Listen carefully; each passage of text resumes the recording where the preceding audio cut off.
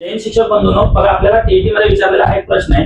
ज्याही वेळेस तुम्हाला अशा प्रकारचा प्रश्न सोडवायचा आहे त्यावेळेस काय करायचं बघा, वर्गमुळात 3 वजा 1 छेद वर्गमुळात 3 अधिक 1.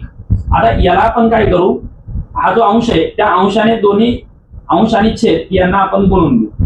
आता काय होईल बघा बरं, वर्गमुळात 3 वजा 1 वर्गमुळात 3 वजा 1 आणि वर्गमुळात 3 अधिक 1 आणि इथं वर्गमुळात 3 वजा 1. याला जर आपण सोडवलं तर वरती काय तयार होईल, वर्गमुळात 3 वजा 1 कंसाचा वर्ग भागिले आता a अधिक b आणि a वजा b याचा विस्तार आपल्याला काय, वर्गमुळात 3 चा वर्ग वजा 1 चा वर्ग.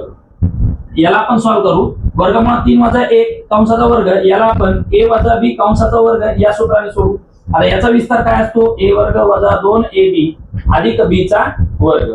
मग याचा विस्तार जर आपण केला तर वर्गमुळात 3 चा वर्ग येईल 3 वजा 2 वर्गमुळात 3 अधिक 1 चा वर्ग 1 भागिले 3 चा वर्ग वर्गमुळात 3 चा वर्ग काय येईल 3 वजा 1 चा वर्ग 1 बरोबर.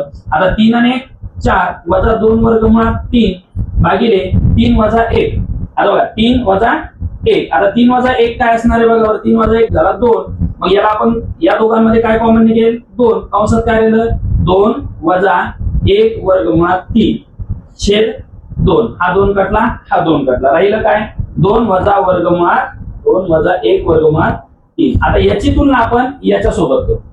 बघा वर्गमुळात 3 ला 3 दिसतोय, वर्गमुळात 3 वर्गमुळात 3. हा b म्हणजे 1 आणि आपल्याला विचारला a, मग a बरोबर काय राहिलं बघा बरं या ठिकाणी 2, म्हणजे आपलं उत्तर असणार आहे पर्याय क्रमांक 4 2. जर व्हिडिओ आवडला असेल तर लाईक करा. जय हिंद.